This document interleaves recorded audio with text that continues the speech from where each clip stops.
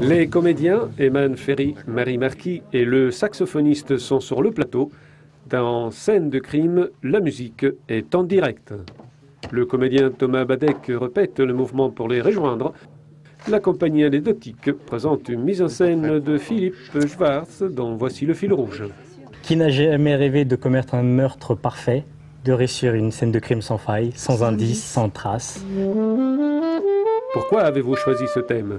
C'est Philippe Schwartz, le metteur en scène et l'auteur de cette pièce, qui nous a demandé ce qu'on voulait jouer.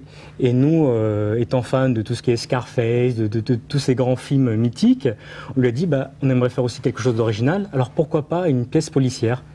Et donc, à la suite de ça, il a écrit en s'inspirant de nous-mêmes et d'un fait divers. Quelle a été votre motivation? La motivation première, c'était de vouloir faire du théâtre. Donc ça, c'est déjà la première chose. Ensuite, c'est Thomas qui est venu me voir pour me dire qu'il a vraiment très envie de jouer. Et donc, c'est né de cette amitié qu'on avait entre nous et qui a créé, en fin de compte, cette pièce-là avec Philippe Schwartz et puis Marie Marquis. Moi, je suis une serveuse, mais il y a... on ne peut pas dévoiler l'intrigue, mais... c'est une serveuse qui est aussi élève au conservatoire, chose qui est réelle dans la vie. Aussi. Et donc, elle va faire la rencontre de Jamel. Extrait de la répétition, la rencontre entre Marie et Jamel dans le bar. Vous n'êtes pas agriculteur non plus. Vous n'en avez pas l'accent, ni le bronzage. Vous pourriez être inspecteur des impôts, mais ça colle pas parce que vous seriez plus imposant. Vous n'êtes ni médecin, ni vétérinaire, parce que vous seriez fier que vous vous associez à une profession qui fait du bien autour de soi. Donc c'est forcément un truc mal vu, mal perçu par le public.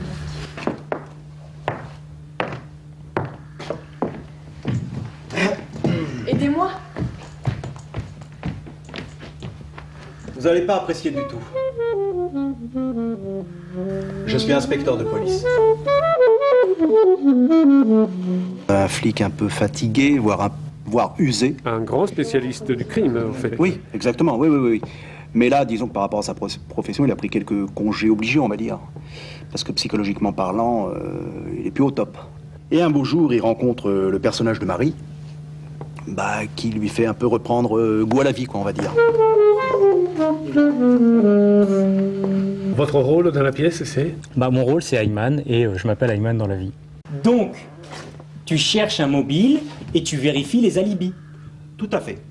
On détermine l'heure du décès et on contrôle l'emploi du temps de tous les suspects. Et alors là, je te prie de me croire, tout le monde est suspect. Donc, l'heure du décès est un pivot dans une enquête.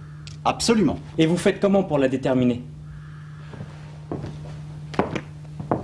Arrivé sur la scène du crime, le médecin légiste vérifie la température du corps de la victime en plongeant un thermomètre directement dans le foie. Pourquoi? Une fois mort, le corps humain. Aucun des trois personnages n'est exactement ce qu'il paraît. Et le crime ne peut être pas aussi théâtral. Le public s'interroge. Ah, c'est peut-être telle personne ou c'est peut-être telle personne. Et puis, au fur et à mesure de la pièce, vont se poser pas mal de questions. Malgré qu'il y ait quand même un meurtre, il y a quand même des moments un peu plus soft, un peu plus légers, ou un peu plus aussi, où il y a un peu plus d'humour aussi. Donc c'est vraiment un spectacle qui mélange pas mal d'émotions.